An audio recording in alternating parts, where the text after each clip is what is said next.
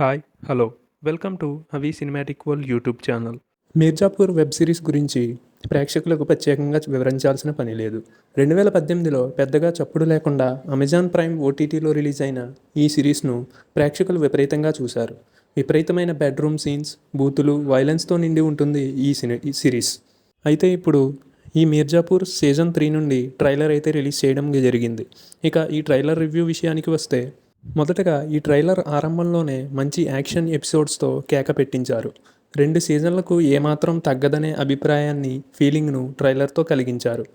గుడ్డు పండిట్ ఏకంగా కాలిన్ భయ్యా విగ్రహాన్ని పగలగొట్టి అతడిపై ఉన్న ఆక్రోశాన్ని వెళ్ళగట్టడం హైగా నిలిచింది. ఇక గుడ్డు పండిట్దే పూర్వాంచల్ రాజ్యం అంటూ సవాల్ విసిరారు. అయితే గుడ్డు మితిమీరిన చర్యలకు అడ్డుకత్తెర వేసేందుకు ప్రయత్నాలు చేశారు.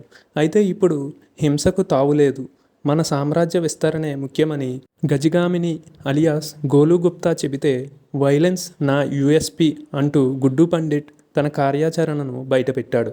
అయితే ప్రత్యర్థుల విసిరిన వలలో గుడ్డు పడి అరెస్ట్ కావడం ట్విస్ట్గా కనిపించింది. గుడ్డు పండిట్ను ఎదిరించేవాడే లేడనే మెసేజ్ పూర్వాంచల్ మొత్తానికి వెళ్ళాలి అంటూ బేనా త్రిపాఠి చెప్పడమే కాకుండా ఓ యువకుడితో శృంగారం చేయడం ఈ సిరీస్లో రొమాన్స్ పూర్తి స్థాయిలో ఉంటుందనే విషయాన్ని చెప్పకనే చెప్పారు.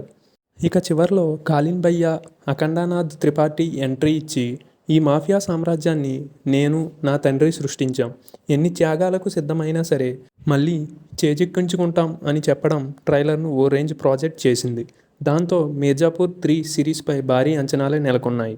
ఇక మొత్తంగా చూసుకున్నట్లయితే ఈ ట్రైలర్ చూస్తుంటే సీజన్ 1 అంత హిట్ అవ్వబోతుందని అర్థమవుతుంది.